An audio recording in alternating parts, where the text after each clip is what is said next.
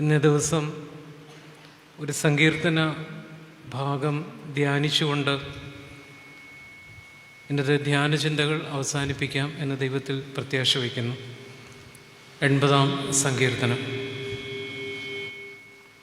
80-ാം സങ്കീർത്തനം ആരംഭിക്കുന്നത് ദൈവത്തെ അഭിസംബോധന ചെയ്തുകൊണ്ടാണ്. ആ ദൈവത്തിൻ്റെ പ്രത്യേകത, ആട്ടിൻകൂട്ടത്തെ പോലെ യോസഫിനെ നടത്തുന്നവനായി ഇസ്രയേലിൻ്റെ ഇടയനായുള്ളവേ, കെരൂബുകളിന്മേൽ അധിവസിക്കുന്നവനെ പ്രകാശിക്കണമേ എന്ന് സങ്കീർത്തനക്കാരൻ പ്രാർത്ഥിക്കുന്നു. എൻ്റെ വീര്യബലം ഉണർത്തി ഞങ്ങളുടെ രക്ഷയ്ക്കായിട്ട് വരണമേ, ഞങ്ങളുടെ രക്ഷയ്ക്കായിട്ട് നീ വരണമേ എന്ന് സങ്കീർത്തനക്കാരൻ പറയുമ്പോൾ ദൈവജനം എന്തോ കഷ്ടതയുടെയും പ്രതിസന്ധികളുടെയും ഒക്കെ മധ്യത്തിലാണ് എന്ന് അത് ഉറപ്പിക്കുന്നുണ്ട്. അത് ഒന്നുകൂടി അടിവരയിടുന്നതാണ് പിന്നീടുള്ള സങ്കീർത്തനക്കാരൻ്റെ പ്രാർത്ഥന. ദൈവമേ, ഞങ്ങളെ യഥാസ്ഥാനപ്പെടുത്തണമേ, ഞങ്ങൾ രക്ഷപ്പെടേണ്ടതിന് തിരുമുഖം പ്രകാശിപ്പിക്കണമേ. ഈ സങ്കീർത്തനത്തിന് 1-2 ഭാഗങ്ങളുണ്ട്. അതിലാദ്യ ഭാഗം പറയുന്നത് ദൈവജനത്തിൻ്റെ സങ്കടങ്ങളുടെ കഥയാണ്. ഇപ്പോൾ അവർ ജീവിതത്തിൻ്റെ പ്രതിസന്ധികളുടെ മധ്യത്തിലാണ്. ഒരുപാട് നഷ്ടബോധത്തിലും നിരാശയിലും സങ്കടത്തിലും ആയിരിക്കുന്ന ജനം. അവരുടെ സങ്കടത്തിൻ്റെ ആധിക്യത്തെ കുറിക്കുന്ന വരികളാണ് പിന്നീടുള്ളത്. നീ അവർക്ക് കണ്ണുനീരിൻ്റെ അപ്പം തിന്നുവാൻ കൊടുത്തു, അനവധി കണ്ണുനീര് അവർക്ക് കുടിക്കുവാൻ കൊടുത്തിരിക്കുന്നു. ഈ ജനത്തിൻ്റെ ഇന്നത്തെ പ്രത്യേകത, അവരുടെ അയൽക്കാർ അവരെക്കുറിച്ച് തമ്മിൽ പറഞ്ഞ് പരിഹസിക്കുന്നു. അവരുടെ ശത്രുക്കൾ അവരെ പരിഹാസത്തിന് അവർ ഇടയായി തീർന്നു. എന്നിട്ട് സങ്കീർത്തനകാരൻ പ്രാർത്ഥിക്കുകയാണ്, ദൈവമേ, ഞങ്ങളെ യഥാസ്ഥാനപ്പെടുത്തണമേ, ഞങ്ങളെ ഞങ്ങളുടെ സങ്കടങ്ങളിൽ നിന്ന്, ഈ പരിതാപകരമായ ജീവിതാവസ്ഥയിൽ നിന്ന് ഞങ്ങളെ യഥാസ്ഥാനപ്പെടുത്തണമേ. യഥാസ്ഥാനപ്പെടുക എന്ന് വെച്ച് കഴിഞ്ഞാൽ ഒരു മനുഷ്യന് ആയിരുന്ന അവസ്ഥയിൽ നിന്ന് ദൂരെ പോയിട്ട് വീണ്ടും തിരികെ വന്ന് അവൻ ഇരുന്നിരുന്ന ഇരിപ്പിടത്തിൽ ഇരിക്കുന്നതാണ് യഥാസ്ഥാനപ്പെടൽ. ദൈവജനം സങ്കടങ്ങളിലായിരിക്കുമ്പോൾ, നിരാശയിലായിരിക്കുമ്പോൾ, നഷ്ടബോധത്തിലായിരിക്കുമ്പോൾ അവർ പ്രാർത്ഥിക്കുന്നു, ഞങ്ങളെ യഥാസ്ഥാനപ്പെടുത്തണമേ, ഞങ്ങൾ രക്ഷപ്പെടേണ്ടതിന് നിൻ്റെ മുഖം പ്രകാശിപ്പിക്കണമേ. ഞങ്ങൾ ഇങ്ങനെയൊന്നും അല്ലായിരുന്നു എന്നാണ് പിന്നീടുള്ള വേദഭാഗത്ത് പറയുന്നത്. ഇന്ന് സങ്കടങ്ങളിലായിരിക്കുന്ന ദൈവജനത്തിന് കഴിഞ്ഞകാല ജീവിതത്തിൻ്റെ തേജസ്സേറിയ ഒരു ഭൂതകാലമുണ്ടായിരുന്നു. ശോഭയേറിയ തേജസ്സേറിയ ഭൂതകാലം. അവർ ചരിത്രം പറയുകയാണ്, നീ മിസ്രയീമിൽ നിന്ന്, ഈജിപ്തിൽ നിന്ന് ഒരു മുന്തിരിവള്ളി കൊണ്ടുവന്നു, ജാതികളെ നീക്കിക്കളഞ്ഞ് അതിനെ നട്ടു, നീ അതിനെ തടമെടുത്തു, അത് വേരൂന്നി ദേശത്ത് പടർന്നു, അതിൻ്റെ നിഴൽ കൊണ്ട് പർവ്വതങ്ങൾ മൂടിയിരുന്നു, അതിൻ്റെ കൊമ്പുകൾ ദിവ്യ ദേവരാരുക്കൾ പോലെയായിരുന്നു, അത് കൊമ്പുകളെ സമുദ്രം വരെയും ചില്ലികളെ നദി വരെയും നീട്ടിയിരുന്നു. ഇത് ഇസ്രായേലിൻ്റെ കഴിഞ്ഞകാല ജീവിതത്തിൻ്റെ മഹത്വമാണ്. ഇന്ന് ഞങ്ങൾ സങ്കടത്തിലായിരിക്കുമ്പോൾ, ഇന്ന് വേദനയിലായിരിക്കുമ്പോൾ, ഇന്ന് നിരാശയിൽ കിടക്കുമ്പോൾ ഞങ്ങൾക്ക് സന്തോഷകരമായ സ്വസ്ഥതയുള്ള ഒരു കഴിഞ്ഞ കാലമുണ്ടായിരുന്നു. ആ കഴിഞ്ഞ കാലത്തിൻ്റെ കാവ്യാത്മക രൂപമാണ് സങ്കീർത്തനക്കാരൻ പറയുന്നത്. മിസ്രയീമിൽ അടിമത്തത്തിൽ കിടന്ന ദൈവജനത്തെ ഒരു മുന്തിരിവള്ളി കൊണ്ട് പോലെ എടുത്തുകൊണ്ടുവന്ന് ജാതികളെ നീക്കിക്കളഞ്ഞ് അതിന് തടമെടുത്ത് ആ തടത്തിൽ നീ തന്നെ അതിനെ നനച്ച് നട്ട് പരിപാലിച്ച മുന്തിരിവള്ളിയായിരുന്നു ഇസ്രായേൽ. ആ ഇസ്രായേൽ ഇന്ന് ചോദിക്കുകയാണ്, വഴി പോകുന്നവരൊക്കെയും അതിനെ പറിച്ചു കളയുവാൻ തക്കവണ്ണം നീ അതിൻ്റെ വേരുകളെ പൊളിച്ചു കളഞ്ഞത് എന്തിന്? ഇന്ന് വേലിക്കെട്ടുകൾ പൊളിഞ്ഞു കിടക്കുന്ന ഇസ്രായേൽ, വഴിയെ പോകുന്നവരെന്ന് പറയുമ്പോൾ നാമുമായിട്ട് യാതൊരു ബന്ധവുമില്ലാത്ത വഴിപോക്കരെയാണ് കുറിക്കുന്നത്.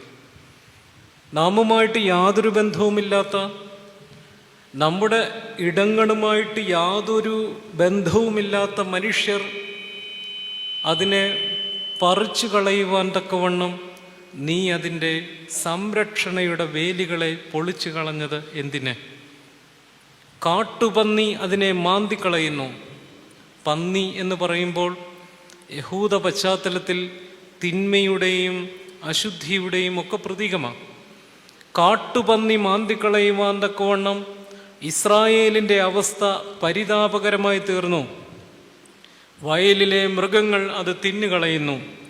സൈന്യങ്ങളുടെ ദൈവമേ, തിരിഞ്ഞു വരണമേ, ഈ മുന്തിരിവള്ളിയെ കടാക്ഷിക്കണമേ. നിന്റെ മുഖത്തിൻ്റെ ഭർസനത്താൽ നശിച്ചു പോകുന്നു. നീ ഞങ്ങളെ ജീവിപ്പിക്കണമേ. എന്നാൽ ഞങ്ങൾ നിന്റെ നാമത്തെ വിളിച്ചപേക്ഷിക്കും. സൈന്യങ്ങളുടെ ദൈവമേ, യഥാസ്ഥാനപ്പെടുത്തണമേ. ഈ സങ്കീർത്തനത്തിന് 3 ഭാഗങ്ങളുണ്ടെന്ന് ഞാൻ പറഞ്ഞില്ലേ. അതിലാദ്യ ഭാഗം പ്രാർത്ഥനയാണ്, നിലവിളിയാണ്. രണ്ടാമത്തെ ഭാഗം തങ്ങളുടെ കഴിഞ്ഞകാല ഭൂതകാല ജീവിതത്തിൻ്റെ സന്തുഷ്ടിയെക്കുറിച്ചാണ് പറയുന്നത്. കഴിഞ്ഞകാല ജീവിതത്തിൽ ഞങ്ങൾക്കുണ്ടായിരുന്ന സ്വസ്ഥതയെക്കുറിച്ചാണ് പറയുന്നത്. കഴിഞ്ഞകാല ജീവിതത്തിൽ ഞങ്ങൾക്കുണ്ടായിരുന്ന സംരക്ഷണയും സംതൃപ്തിയെയും കുറിച്ചാണ് പറയുന്നത്. പക്ഷേ ഇന്ന് ആ സംരക്ഷണമെല്ലാം പോയി. ഇന്ന് ഭയം ഞങ്ങളെ പിടികൂടിയിരിക്കുന്നു. ഞങ്ങൾക്കൊന്നിലും സംതൃപ്തിയില്ല, സ്വസ്ഥതയില്ല. കാട്ടുപന്നി മാന്തിക്കളയുവാൻ തക്കവണ്ണം സ്വസ്ഥത നഷ്ടപ്പെട്ടു പോയ ഒരു ജനസമൂഹം പ്രാർത്ഥിക്കുകയാണ്, ദൈവമേ ഞങ്ങളെ യഥാസ്ഥാനപ്പെടുത്തണമേ.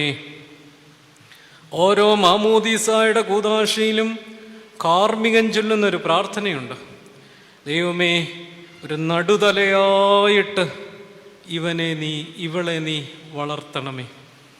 ഓരോ മാമോദീസായുടെ കൂദാശയും സഭയിൽ നടുതലയായിട്ട്, നടുവാനുള്ള മുന്തിരിയുടെ വള്ളി, അതാണ് അതിൻ്റെ മൂലരൂപത്തിൽ അതിൽ നിന്ന് കിട്ടുന്ന ഒരർത്ഥം. അതായത് തളിർപ്പോടുകൂടിയ ഒരു നടുതല. ആ നടുതലയായിട്ട് സഭയിൽ നടപ്പെട്ടവരാണ് ഞാനും എന്നെ കേൾക്കുന്ന നിങ്ങൾ ഓരോരുത്തരും. നാം ദൈവത്തിൻ്റെ സംരക്ഷണത്തിൽ ഭരമേൽപ്പിക്കപ്പെട്ട, കർത്താവിൻ്റെ കൽപ്പനകളെ പാലിക്കുവാൻ നിയമിക്കപ്പെട്ട, ദൈവപരിപാലനയിൽ വളർത്തപ്പെട്ടു വന്ന നമുക്ക് സമാധാനവും സ്വസ്ഥതയും ഉണ്ടായിരുന്നു. സ്വസ്ഥമായിട്ട് ഉറങ്ങുവാൻ കഴിയുമായിരുന്നു. മനുഷ്യനോട് സത്യസന്ധമായി സംസാരിക്കുവാൻ കഴിയുമായിരുന്നു. സത്യസന്ധമായിട്ട് നമുക്ക് മറ്റുള്ളവരെ സ്നേഹിക്കുവാൻ കഴിയുമായിരുന്നു. ഇന്ന് നമ്മുടെ സ്വസ്ഥത എവിടെയാണ് നഷ്ടപ്പെട്ടു പോയത്? നമ്മുടെ സംതൃപ്തി എവിടെയാണ് നഷ്ടപ്പെട്ടു പോയത്? ജീവിതത്തിൻ്റെ ആകുലതകൾ നമ്മെ പിടിമുറിക്കുന്നത് എന്തുകൊണ്ട്? ഇവിടെ സങ്കീർത്തനക്കാരൻ പ്രാർത്ഥിച്ചതുപോലെ, ദൈവമേ, ഞാനാകുന്ന മുന്തിരിവള്ളിയെ കാട്ടുപന്നികൾ മാന്തിക്കളയുവാൻ തക്കവണ്ണം നീ അതിൻ്റെ വേലികളെ പൊളിച്ചു കളഞ്ഞത് എന്തിന്? മനുഷ്യരൊക്കെ ബലഹീനരാണ്. ഈ പറയുന്ന ഞാനും കേൾക്കുന്ന നിങ്ങളിൽ പലരും നമ്മളൊക്കെ ചെറിയ കാര്യങ്ങളിൽ പോലും തെറ്റിപ്പോകുന്നവരാ. നീതിമാൻ ഒരുത്തൻ പോലുമില്ല. തെറ്റിപ്പോകുന്ന മനുഷ്യൻ തെറ്റുകളിൽ നിന്ന് ദൈവത്തിൻ്റെ കരുണയിലേക്ക് നോക്കി നിലവിളിക്കണം. ആ ദൈവത്തിൻ്റെ കരുണയിൽ നമ്മൾ വീണ്ടെടുക്കപ്പെടും. ഈ അപ്പസ്തോലൻ്റെ പെരുന്നാളിൽ, ഈ സഹദായുടെ പെരുന്നാളിൽ നമ്മുടെ പ്രാർത്ഥന, ദൈവമേ ഞങ്ങളെ യഥാസ്ഥാനപ്പെടുത്തണമേ എന്ന. കുറുക്കന്മാർ നശിപ്പിച്ച മുന്തിരിവള്ളി പോലെ, കാട്ടുപന്നി മാന്തിക്കളയുന്ന മുന്തിരിവള്ളി പോലെ വിലാപവും നിരാശയും ദുഃഖവും നിറഞ്ഞ ഞങ്ങളുടെ ജീവിതങ്ങളെ നീ യഥാസ്ഥാനപ്പെടുത്തണമേ. ഞങ്ങൾക്ക് നഷ്ടപ്പെട്ടു പോയ സംതൃപ്തി നീ തിരികെ തരണമേ. ഞങ്ങൾക്ക് നഷ്ടപ്പെട്ടു പോയ സ്വസ്ഥതയും സമാധാനവും തിരികെ തരണമേ. മടങ്ങി വരവിൻ്റെ ആനന്ദവും ജീവൻ നേടി ദൈവത്തെ സ്തുതിക്കുവാനുള്ള ദൈവജനത്തിൻ്റെ വാഞ്ചയും ഈ സങ്കീർത്തനത്തിൽ പ്രതിധ്വനിക്കുമ്പോൾ, ഈ പെരുന്നാളിൽ നാം ഓരോരുത്തരുമാകുന്ന മുന്തിരിവള്ളികൾ യഥാസ്ഥാനപ്പെടണം. സഹദായെ പോലെ ധൈര്യം പ്രാപിച്ചുകൊണ്ട് സംതൃപ്തിയോടുകൂടെ നിലനിൽക്കുവാനുള്ള ത്രാണിയും പ്രാപ്തിയും നേടണം. അങ്ങനെ ആയിരിക്കണമെങ്കിൽ ഞാനും നിങ്ങളും സ്വയം കൊഴിച്ച് ഒളിച്ചിരിക്കുന്നതായ ഇരുണ്ട കുഴികളിൽ നിന്ന് പുറത്തു വരണം. അവനവൻ ഒളിച്ചിരിക്കുന്നതായ കുഴികളിൽ നിന്ന് പുറത്തു വരണം. ജീവിതത്തിൻ്റെ അകാല വിയോഗങ്ങളും രോഗങ്ങളും പരാജയങ്ങളും നിന്ദയും ഒക്കെ മനുഷ്യനെ പിന്മാറ്റത്തിലേക്ക് നയിക്കും. ജീവിതത്തിൽ ചേർന്ന് നിന്ന ഒരാൾ ഈ ഭൂമിയിൽ നിന്ന് കടന്നു പോകുമ്പോൾ ചില മനുഷ്യർ പറയും, ഇങ്ങനെയൊക്കെ അങ്ങ് പോയാൽ മതി, ഇനി ഇങ്ങനെയൊക്കെ അങ്ങ് പോയാൽ മതി. നിരാശയുടെ കുഴിയിലേക്ക് സ്വയം കുഴിച്ചിറങ്ങുകയാണ് ആ മനുഷ്യൻ. രോഗം വരുമ്പോൾ ചില മനുഷ്യർ പറയും, ഇനി ഇങ്ങനെയൊക്കെ അങ്ങ് പോയാൽ മതി. ആ രോഗം വരുത്തിയ ഒരു കുഴി കുഴിച്ച് ആ കുഴിയുടെ ഇരുട്ടിലേക്ക് ഇറങ്ങിപ്പോവുകയാണ്. മനുഷ്യർ നന്ദികേട് കാണിക്കുമ്പോൾ നിരാശപ്പെട്ട് സ്വയം കുറ്റാരോപിതനായി സ്വയം ഒരു ഇരുണ്ട കുഴി കുഴിച്ച് ചില മനുഷ്യർ ഇറങ്ങിയിരിക്കും. നിങ്ങൾ ഓരോരുത്തരും കുഴിച്ചിരിക്കുന്ന, ഞാനും നിങ്ങളും കുഴിച്ച് ഒളിച്ചിരിക്കുവാൻ ശ്രമിക്കുന്ന നിരാശയുടെ സ്വയം നിർമ്മിത കുഴികളിൽ നിന്ന് പുറത്തു വരുവാനായിട്ടാണ് ഈ സങ്കീർത്തനം നമ്മെ ഉദ്ബോധിപ്പിക്കുന്നത്. നഷ്ടബോധങ്ങളിൽ നിന്ന് ധൈര്യത്തിലേക്ക് മനുഷ്യൻ നടക്കണം. ജീവിതം സമ്മാനിച്ച പലവിധമായ നഷ്ടബോധങ്ങളും നിരാശയും അവിടെ നിന്ന് എഴുന്നേറ്റ് ധൈര്യത്തിലേക്കും ദൈവസ്നേഹത്തിലേക്കും നടക്കണം. ആത്മാവിനെ വെച്ച് ചൂതാട്ടം നടത്തുന്നത് അവസാനിപ്പിക്കണം. ജീവിതത്തിൽ ഏറ്റവും മൂല്യമേറിയതിനെ നഷ്ടപ്പെടുത്തി കളയുവാൻ ശ്രമിക്കരുത്. ജീവിതത്തിൽ സത്യവും നീതിയും പണയം വെച്ച് ജീവിക്കരുത്. വിശുദ്ധനായ മാർ അപ്രയം പിതാവ് ഉപവാസത്തെക്കുറിച്ച് പാടുമ്പോൾ അദ്ദേഹം ഏലിയാവിനെ കുറിച്ച് പറയുന്നുണ്ട്. ഏലിയാവിനെ കുറിച്ച് പറയുമ്പോൾ അദ്ദേഹം പറയുന്നൊരു വരിയുണ്ട്, അന്നന്നത്തെ അപ്പത്തിനു വേണ്ടി സത്യത്തെ വിറ്റുകളഞ്ഞ പ്രവാചകന്മാരുടെ ഇടയിലായിരുന്നു ഏലിയാവെന്ന് പറയുന്ന മനുഷ്യൻ ജീവിച്ചിരുന്നതെന്ന്. ആ മനുഷ്യൻ ഒറ്റ ഒരാൾക്ക് മാത്രമേ ഉണ്ടായിരുന്നുള്ളൂ ദൈവത്തെക്കുറിച്ച് എരിവ്. അന്ന് ഒരുപാട് പ്രവാചകന്മാർ ആ ദേശത്തുണ്ടായിരുന്നു. ദൈവത്തെക്കുറിച്ച് പറയുവാൻ അവർക്ക് മടിയായിരുന്നു. അവർക്ക് ആഹാബ് രാജാവിനെ ഭയമായിരുന്നു. കൊട്ടാരത്തിൽ നിന്നോ എവിടെ നിന്നോ കിട്ടുന്ന അപ്പക്കഷ്ണങ്ങൾ തിന്നുകൊണ്ട് ഗുഹയുടെ ഉള്ളിൽ മൗനമായിട്ടിരുന്നു കൊണ്ട് ദൈവത്തെക്കുറിച്ച് പറയുവാൻ മാനക്കേട് തോന്നിക്കുന്ന ഭയപ്പെടുന്ന പ്രവാചകന്മാരുടെ ഇടയിൽ അന്നന്നത്തെ അപ്പമെന്ന് പറയുന്ന ജീവിതത്തിൻ്റെ ഒരു നാഴിക മാത്രം നിങ്ങളെ സംതൃപ്തിപ്പെടുത്തുന്നതിൻ്റെ എല്ലാം പ്രതീകമായ അന്നന്നത്തെ അപ്പത്തിനു വേണ്ടി ദൈവമാകുന്ന സത്യത്തെ വിറ്റുകളയാഞ്ഞ ഏലിയാവ് കൊടുങ്കാറ്റ് പോലെ ആഹാബിൻ്റെ കൊട്ടാരത്തിൻ്റെ അകത്തോട്ട് ചെന്നിട്ട് പറയുകയാണ്, ഞാൻ സേവിച്ചു വരുന്ന യഹോവയാണ്, ഞാനിനിയും പറഞ്ഞിട്ടല്ലാതെ ഈ ദേശത്ത് മഴയും മഞ്ഞും പെയ്യത്തില്ല. തല പോകുന്ന ഇടത്ത് ധൈര്യത്തോടുകൂടി നിൽക്കുവാൻ ആ മനുഷ്യന് സാധിച്ചത് അയാൾ സത്യത്തെ വിറ്റു തുലയ്ക്കാഞ്ഞത് കൊണ്ടാണ്. സത്യത്തെ വിറ്റു തുലയ്ക്കരുത് എന്നാണ് നമ്മെ ഓർപ്പിക്കുന്നത്. സത്യത്തെ വിറ്റു തുലയ്ക്കാതെ, ജീവിതത്തിൻ്റെ മൂല്യങ്ങളെ പണയം വെക്കാതെ, നഷ്ടബോധങ്ങളിൽ നിന്ന് ധൈര്യത്തിലേക്ക് മടങ്ങിപ്പോകുവാൻ ഈ സങ്കീർത്തന ഭാഗം നമ്മെ ഓർപ്പിക്കുന്നു. ജീവിതത്തിൽ നഷ്ടപ്പെടുത്തിയ സ്നേഹത്തെക്കുറിച്ച് ഓർമ്മ കിട്ടി മനുഷ്യൻ തിരിച്ചു വരണം. എങ്ങനെയാണത് സംഭവിക്കുന്നത്? എങ്ങനെയാണ് മനുഷ്യൻ യഥാസ്ഥാനപ്പെടുന്നത്? എങ്ങനെയാണ് നിങ്ങൾക്ക് നഷ്ടപ്പെട്ടു പോയ സ്വസ്ഥതകൾ നിങ്ങൾ തിരിച്ചു പിടിക്കാൻ പോകുന്നത്? എങ്ങനെയാണ് നിങ്ങൾക്ക് നഷ്ടപ്പെട്ടു പോയ മനുഷ്യരെയൊക്കെ നിങ്ങൾ തിരിച്ചു പിടിക്കാൻ പോകുന്നത്? അതിനെയാണ് അനുരഞ്ജനപ്പെടുക എന്ന് പറയുന്നത്. ദൈവവുമായും മനുഷ്യനുമായും സമസൃഷ്ടികളുമായും ഒരു മനുഷ്യൻ അനുരഞ്ജനപ്പെടുമ്പോഴാണ് അവിടെ യഥാസ്ഥാനപ്പെടൽ സംഭവിക്കുന്നത്. സറൂഖിലെ വിശുദ്ധനായ യാക്കോബ് എന്ന് പറയുന്ന മനുഷ്യനുണ്ട്, മൽപ്പാന.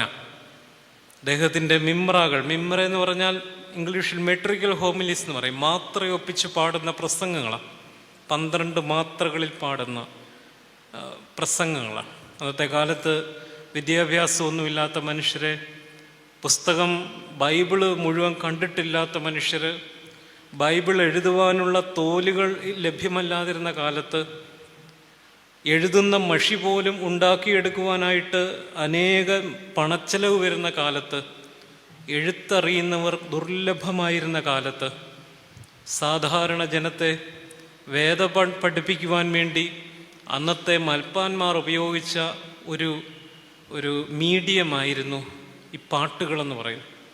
അങ്ങനെ അദ്ദേഹം പാടിയ ഒന്നാമത്തെ പാട്ടാണ് അഗ്നിമയന്മാർ ആരെ നോക്കിൽ വിറച്ചിടുന്നു. വളരെ ചെറുപ്പത്തിലെ 5 മെത്രാന്മാരുടെ ഒരു കമ്മീഷൻ്റെ മുമ്പാകെ നിന്നുകൊണ്ട് ഹസ്കിയേൽ കണ്ട രഥത്തെക്കുറിച്ച് പാടാൻ പറഞ്ഞപ്പോൾ ആ ബാലൻ നിന്നുകൊണ്ട് പാടിയ പാട്ടാണ്.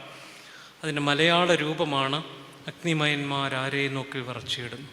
അങ്ങനെ 750-ലധികം മിമ്ര പാടിയിട്ടുള്ള സാരൂഖ് എന്ന് പറയുന്ന, അല്ലെ സെറൂഗ് എന്നൊക്കെ വിളിക്കപ്പെടുന്ന ഒരു പട്ടണത്തിൻ്റെ എപ്പിസ്കോപ്പിയായിരുന്നു യാക്കോബ്. അദ്ദേഹം മെസപ്പൊട്ടോമിയയുടെ സുറിയാനി രൂപമാണ് ബേത്ത് നഹറീൻ. നഹറ എന്ന് വെച്ചാൽ നദി, ബേത്ത് ഇടയിൽ, നദികളുടെ ഇടയിലുള്ള സ്ഥലം.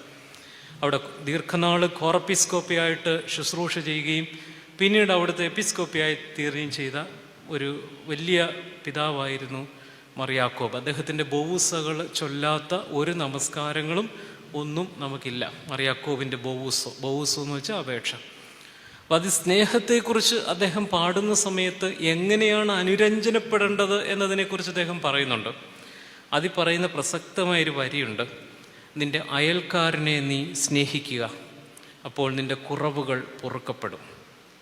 കർത്താവിൻ്റെ സ്വരൂപത്തെ നീ ആദരിക്കുക, അവനോട് നീ നിരപ്പാക്കുക, അപ്പോൾ രാജാവ് നിന്നോടും പൊറുക്കും. ഇവിടെ അയൽക്കാരനെന്ന് പറയുമ്പോൾ ആ പശ്ചാത്തലത്തിൽ ഒക്കെ സ്വന്തം മതത്തിൽപ്പെട്ടവൻ മാത്രമായിരുന്നു അയൽക്കാരൻ. സഹോദരൻ എന്ന് പറയുമ്പോൾ സ്വന്തം മതത്തിൽപ്പെട്ടവൻ മാത്രമായിരുന്നു സഹോദരനും അയൽക്കാരനും. എന്നാൽ യേശു ക്രിസ്തു അയൽക്കാരനും സഹോദരനും എന്നുള്ളത് പൊളിച്ചെഴുതിക്കൊണ്ട് ഐഡൻറ്റിറ്റി കാർഡൊന്നും കയ്യിലില്ലാതെ വഴിയിൽ മുറിവേറ്റ് കിടക്കുന്ന ഒരു മനുഷ്യനും ഊരും പേരും അറിയാത്തവനെയും സഹോദരൻ്റെയും അയൽക്കാരൻ്റെയും സ്നേഹിതൻ്റെയും ഒക്കെ തലത്തിലേക്ക് ക്രിസ്തു ഉയർത്തുകയാണ്, ക്രിസ്തുവിൻ്റെ സ്നേഹം. അപ്പോൾ അവിടെയാണ് പറയുന്നത്, നിൻ്റെ അയൽക്കാരനെ നീ സ്നേഹിക്കുമ്പോൾ കർത്താവിൻ്റെ സ്വരൂപത്തെയാണ് ആദരിക്കുന്നത്. എന്നുവെച്ചാൽ എല്ലാ മനുഷ്യരും ദൈവസ്വരൂപത്തെ വഹിക്കുന്നവരാണ് എന്നാണ് യാക്കോബ് മൽപ്പാൻ പറയുന്നത്. ദൈവസ്വരൂപം എല്ലാ മനുഷ്യരിലുമുണ്ട്. മനുഷ്യനെ ആദരിക്കുമ്പോൾ കർത്താവിൻ്റെ സ്വരൂപത്തെയാണ് ആദരിക്കുന്നത്. എല്ലാ മനുഷ്യനും അവൻ്റേതായ ഒരു അന്തസ്സുണ്ട് എന്നാണ് യാക്കോബ് മൽപ്പാൻ ഓർപ്പിക്കുന്നത്. മനുഷ്യനെ ആദരിക്കുവാൻ പഠിക്കുമ്പോൾ കർത്താവിൻ്റെ സ്വരൂപത്തെ ആദരിക്കുകയും കർത്താവിൻ്റെ സ്വരൂപത്തെ ആദരിക്കുന്നതോടുകൂടെ അവൻ നിന്നോട് പൊറുക്കുകയും നിന്നോട് അനുരഞ്ജനപ്പെടുകയും ചെയ്യും. അനുരഞ്ജനം സംഭവിക്കുന്നത് അനുതാപത്തിലൂടെയാണ് എന്നാണ് യാക്കോബ് മൽപ്പാൻ പറയുന്നത്. അനുതാപം സംഭവിക്കുന്നത് യഥാർത്ഥ വിനയത്തിലൂടെയാണ്. അനുതാപമാണ് മനുഷ്യനെ അനുരഞ്ജനത്തിലേക്ക് നയിക്കുന്നത്.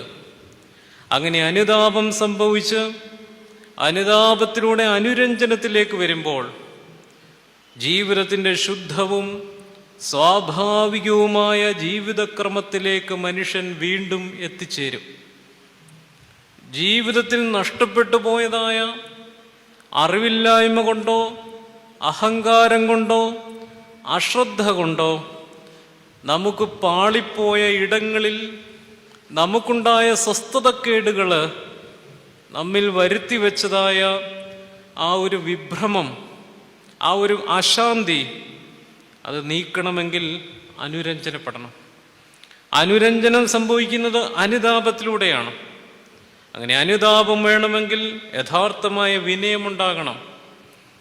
യെശയ്യാവ് വിളിച്ചത് പറഞ്ഞതുപോലെ അയ്യോ, ഞാൻ ശുദ്ധിയില്ലാത്ത അധരങ്ങൾ ഉള്ള മനുഷ്യനെന്നും ശുദ്ധിയില്ലാത്ത ജനത്തിൻ്റെ ഇടയിൽ പാർക്കുന്നുവെന്നും അവനവൻ്റെ ബലഹീനതകളെയും കുറവുകളെയും കുറിച്ച് നല്ല ധാരണയോടുകൂടെ ദൈവസന്നിധിയിൽ ചുങ്കക്കാരനെ പോലെ നിൽക്കുവാൻ സാധിക്കുമ്പോഴാണ് അനുരഞ്ജനത്തിലേക്ക് നയിക്കപ്പെടുന്നത്. വേദപുസ്തകത്തിൽ ചില മനുഷ്യർക്കൊന്നും പേരുകളില്ല. ചുങ്കക്കാരന് പേരില്ല, പാപിനിയായ സ്ത്രീക്ക് പേരില്ല, നല്ല ശമറിയാക്കാരനും പേരില്ല. അതെന്തിനു വേണ്ടിയാണ് അങ്ങനെ പേര് കൊടുക്കാത്തതെന്നറിയാമോ? അത് നിന്റെ പേര് അവിടെ എഴുതി വെക്കാൻ വേണ്ടിയാ. വലതുഭാഗത്തെ കള്ളന് പേര് കൊടുക്കാത്തത് നിന്റെ പേര് അവിടെ ചേരുമെന്നുള്ളത് കൊണ്ടാ. പാപിനിയായ സ്ത്രീയുടെ പേര് കൊടുക്കാഞ്ഞത് മറിയമെന്നോ മാർത്തയെന്നോ പേര് കൊടുക്കാഞ്ഞത് നിന്റെ പേര് അവിടെ ശരിയായിട്ട് ഇണങ്ങുമെന്നുള്ളത് കൊണ്ടാ. പാപിനിയായ സ്ത്രീക്ക് പേരില്ല, ചുങ്കക്കാരന് പേരില്ല.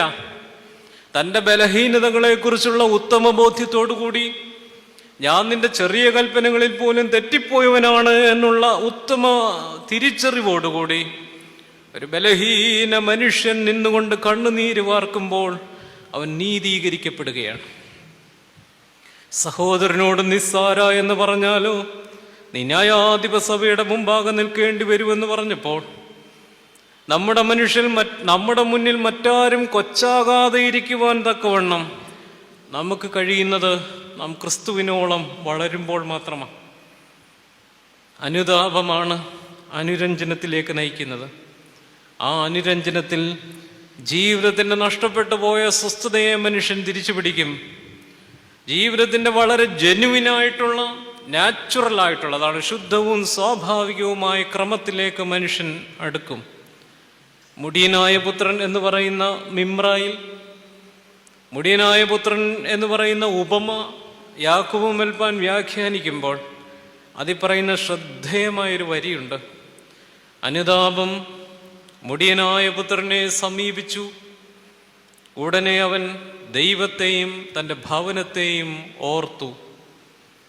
ഓർമ്മകളിലേക്കുള്ള തിരിച്ചു നടത്തമാണ് അനുതാപം എന്ന് യാക്കോബ് മെൽപ്പാൻ നമ്മെ പഠിപ്പിക്കുക. അനുതാപം അവനെ സമീപിച്ചപ്പോൾ അവൻ ഓർമ്മകളിലേക്ക് നടന്നു. താൻ നഷ്ടപ്പെടുത്തിയതിനെക്കുറിച്ച് ഓർത്തു, തനിക്ക് നഷ്ടമാക്കിയ സ്നേഹത്തെക്കുറിച്ച് ഓർത്തു, തട്ടിത്തെറിപ്പിച്ച സ്നേഹത്തെക്കുറിച്ച് ഓർത്തു, നഷ്ടമാക്കിയ മനുഷ്യരെക്കുറിച്ച് ഓർത്തു, നഷ്ടമാക്കിയ സ്വസ്ഥതയെക്കുറിച്ച് അവന് ധാരണ വന്നു. അവൻ്റെ അപ്പൻ്റെ വീട്ടിൽ അവനെ കേൾക്കുവാൻ മനുഷ്യരുണ്ടായിരുന്നു. അവൻ്റെ വാക്കുകൾ ആജ്ഞ പോലെ സ്വീകരിക്കുവാൻ തക്കവണ്ണം ഭൃത്യന്മാരുണ്ടായിരുന്നു. അവന് 4 നേരം സുഭിക്ഷമായിട്ട് കഴിക്കുവാനുള്ള വകയുണ്ടായിരുന്നു. അപ്പൻ്റെ വീടിൻ്റെ സംരക്ഷണ ഭിത്തി ഉണ്ടായിരുന്നു. അതിൻ്റെ ഉള്ളിൽ അവന് സ്വസ്ഥതയുണ്ടായിരുന്നു, അവന് സമാധാനമുണ്ടായിരുന്നു. ഇസ്രായേൽ എന്ന് പറയുന്ന മുന്തിരിവള്ളി പോലെ അവൻ ആകാശം വരെ അവൻ്റെ ചില്ലകളെ നീട്ടുകയും ദേവദാരുവിൻ്റെ സുന്ദരമായ വൃക്ഷശിഖരങ്ങൾ പോലെ അവൻ്റെ ജീവിതം സുന്ദരമായിരുന്നു അപ്പൻ്റെ വീട്ടിൽ, അപ്പൻ്റെ സ്നേഹത്തിൻ്റെ തണലിൽ. പക്ഷെ അവൻ ആ വേലിക്കെട്ടുകളെ സ്വയം പൊളിച്ചു കളഞ്ഞു. എനിക്കിത് വേണ്ട എന്ന് പറഞ്ഞ് ആ മനുഷ്യൻ ഇറങ്ങിപ്പോകുന്നത് പന്നികളുടെ ഇടയിലാണ്. അവിടെ അവനെ കേൾക്കുവാൻ ആരുമില്ല. നീ ഇവിടെ വെറും കോമാളിയാണ്, നിന്നെ ഇവിടെ ഗൗരവമായിട്ട് ആരും ശ്രദ്ധിക്കത്തില്ല. ചില മനുഷ്യരുടെ നിലവിളികൾ പോലും ശ്രദ്ധിക്കപ്പെടാതെ പോകുന്നതിൻ്റെ കാരണം എന്താണെന്ന് തിരക്കിയിട്ടുണ്ടോ? ഹൃദയം പൊട്ടി നിലവിളിക്കുമ്പോൾ പോലും ഒരു മനുഷ്യനും നമ്മെ ശ്രദ്ധിക്കാതെ കടന്നു പോകുന്നുവെങ്കിൽ നാം നഷ്ടമാക്കിയ സംരക്ഷണയുടെ ഭിത്തികളെക്കുറിച്ച് ധാരണ കിട്ടണം. നാം സ്വയമായിട്ട് പൊളിച്ചു മാറ്റിയ സംരക്ഷണത്തിൻ്റെ ഭിത്തികളെക്കുറിച്ച് ധാരണ കിട്ടണം. കാട്ടുപന്നി മാന്തിക്കളയുവാൻ തക്കവണ്ണം ഇതെങ്ങനെയാണ് പൊളിഞ്ഞു പോയതെന്ന് ഇസ്രായേൽ ചോദിക്കുന്നത് പോലെ ഇവിടെ ഈ മനുഷ്യൻ്റെ ജീവിതത്തിലും ദുരന്തങ്ങളിലേക്ക് അവൻ സ്വയം നടുനടുക്കിയ ആ ദുർഗന്ധത്തിൻ്റെ ഇടയ്ക്ക്, ഒറ്റപ്പെടലിൻ്റെ ഇടയ്ക്ക്, വേദനയുടെ ഇടയ്ക്ക്, നിരാശയുടെ ഇടയ്ക്ക് ഞാൻ മനുഷ്യരുടെ മുമ്പാകെ ഒരു കോമാളിയായി തീർന്നുവെന്ന മനുഷ്യൻ സങ്കടത്തോടെ തിരിച്ചറിഞ്ഞപ്പോൾ അവനവൻ്റെ ഓർമ്മകളിലേക്ക് മടങ്ങി. എനിക്കൊരപ്പനുണ്ടായിരുന്നു, അപ്പൻ്റെ സ്നേഹമുണ്ടായിരുന്നു, വീട്ടിൽ സ്വസ്ഥതയുണ്ടായിരുന്നു. ഈ പെരുന്നാളിൽ നാമും നമ്മുടെ ഓർമ്മകളിലേക്ക് മടങ്ങണം. സ്നേഹിച്ചു കൂടെ നടന്ന മനുഷ്യരെ നാം ഒന്നുമല്ലാതാക്കി പറഞ്ഞു വിട്ടതിനെക്കുറിച്ച് ധാരണ കിട്ടണം. നമ്മുടെ നേട്ടങ്ങളുടെ ഇടയിൽ മനുഷ്യരുടെ കണ്ണുനീരുകളുണ്ടെങ്കിൽ അതിനെക്കുറിച്ച് ധാരണ കിട്ടണം. നമ്മുടെ ഉറക്കം കെടുത്തുന്ന മനുഷ്യരുടെ തേങ്ങലുകളുണ്ടെങ്കിൽ എങ്ങനെയാണ് നിങ്ങൾക്ക് ഉറങ്ങാൻ സാധിക്കുന്നത്?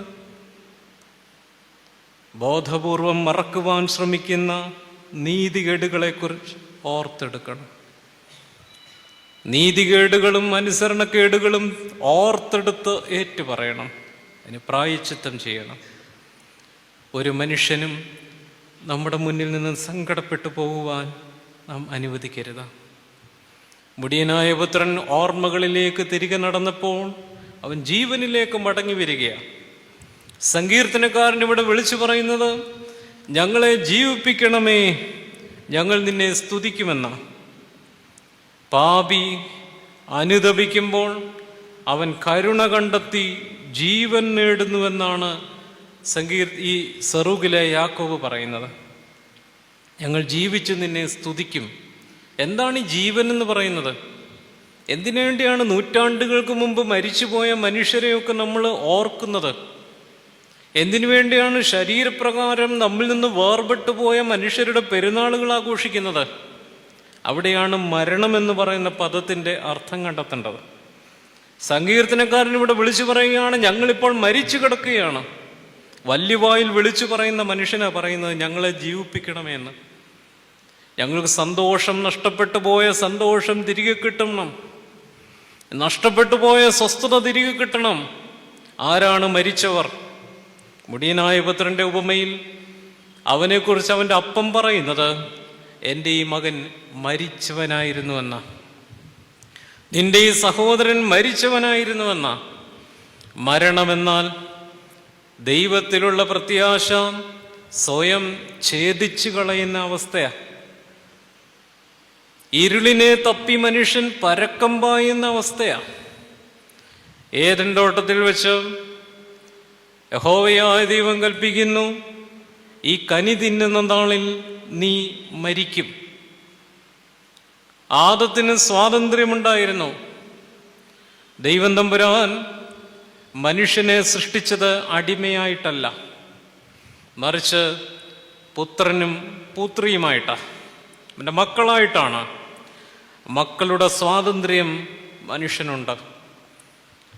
നിങ്ങളുടെ മുമ്പിൽ നന്മയും വെച്ചിരിക്കുന്നു, തിന്മയും വെച്ചിരിക്കുന്നു. ഏത് വേണമെങ്കിലും നിങ്ങൾക്ക് തിരഞ്ഞെടുക്കാം. ചെറുതും വലുതുമായ തെരഞ്ഞെടുപ്പുകളുടെ ആകത്തുകയാണ് ജീവിതം.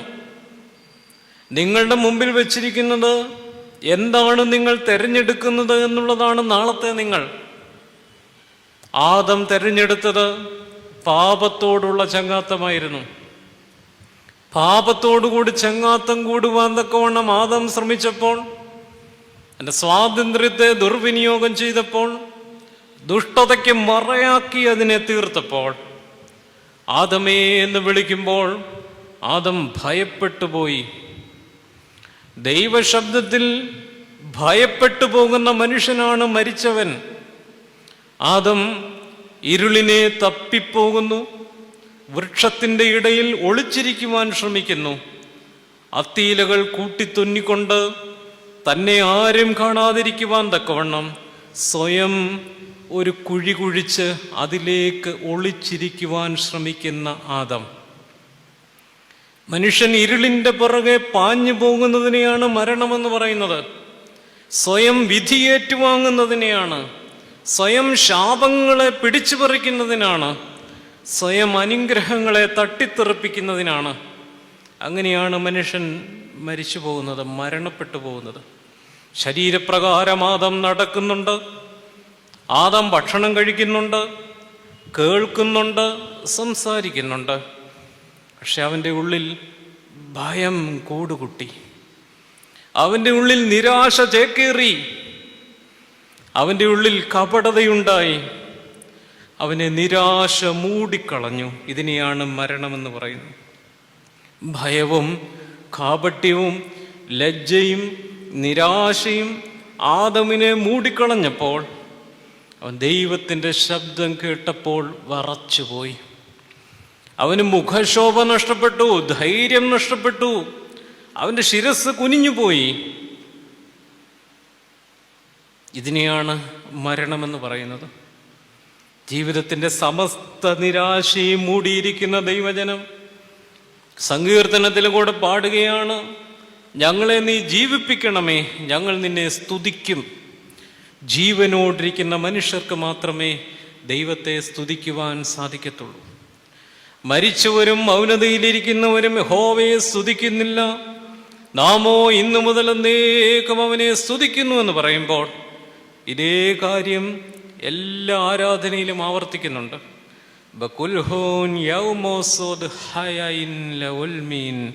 ഞങ്ങൾ ജീവനോടിരിക്കുന്ന നാഴികകളൊക്കെയിലും സ്തുതിയും സ്തോത്രവും കരയേറ്റുവാനായിട്ട് തന്നെ. ആദം ജീവനോടെ ഇരുന്നപ്പോൾ ദൈവശബ്ദം കേട്ട് പ്രതികരിച്ചു, ദൈവത്തോടൊപ്പം നടന്നു.